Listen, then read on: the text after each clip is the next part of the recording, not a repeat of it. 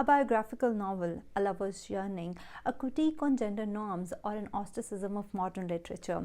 What is Virginia Woolf's Orlando about? Hi, I'm zartab Bano and welcome to my channel. Today we'll be talking about Orlando by Virginia Woolf, and I will not be able to sum up this book in just one video because this book is multi-dimensional and multifaceted. So this is just going to be a short introduction to this book. This is the third book of Virginia Woolf that I'm reading, and one thing that I've noticed about Virginia Woolf's writing is that her stories are character driven. They are not plot driven, and Orlando is no different. Orlando essentially is the story of Orlando's experiences in his personal and professional life. The story begins with Orlando being a young nobleman in England, and he keeps falling in and out of love. At the same time, he's trying to write a book, and soon he falls in love with a woman madly and she betrays him. So in a way, Orlando tries to cope with this trauma and he becomes an ambassador and goes to Istanbul, and there one day suddenly he wakes up as a woman. And as I said before, that it's about his experiences. Now it's about her experiences, how a woman, Orlando, is viewing the world. Orlando the woman stays with gypsies for a while, and then she comes back to England and gets married, and that's essentially the plot line of Orlando. But there is so much more to this book because this book is so surprising. First of all, this book is based on Virginia Woolf's lover,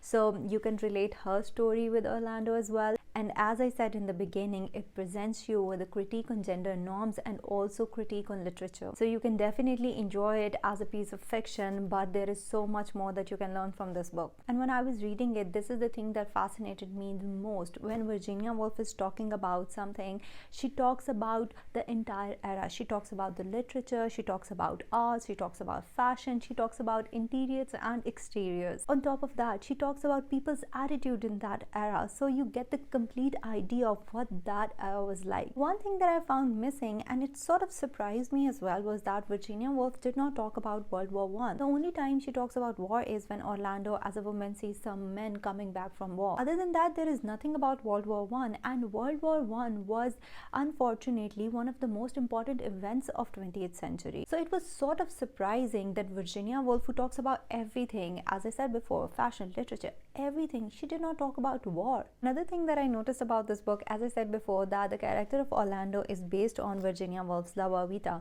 So one thing that I noticed is that sometimes in life, when people ask you to explain your loved ones with their weaknesses and their strengths, so what you do is that when you are presenting their weaknesses, you sort of present them in an endearing way, so the listener loves them as much as you do. And I could see Virginia Woolf doing the very same thing. If Orlando, the character, was based on her lover, whenever she was presenting Orlando's weaknesses, she was presenting it in sort of an endearing way. If you properly analyze the character of Orlando was promiscuous, he was judgmental, he was shallow. All these characteristics are presented in such an endearing way that you feel like that it was the need of the time and Orlando did nothing wrong. Orlando is such a great human being. Okay, lastly, do I recommend this book?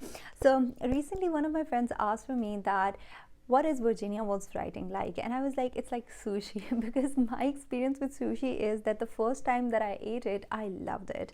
And a lot of people, when they're eating sushi for the first time, they either hate it or they love it. So I was fortunate enough to be able to enjoy Virginia Woolf's writing style, which is dense, and mind you, her sentences are convoluted. I would recommend you this book if you like reading challenging books and you are a fan of classic literature, because classic literature can come off to some people as flowery, pretentious, and overwhelming. So if you want to read Orlando, because of its hype, you will probably not be able to enjoy it, because this book, for sure, if not pretentious, is definitely overwhelming. And I would also recommend this book to you if you like historical fiction, LGBT fiction, and biographical novels. If you want to read Virginia Woolf, I will also recommend that you start from Orlando, because I feel that Virginia Woolf was a little kind in this book. So even if you're not an advanced level reader, you'll still be able to get this book. And that's about it. In the next video, I will talk about the relationship between Virginia and Vita and how it was depicted in this book Orlando, because it fascinated me.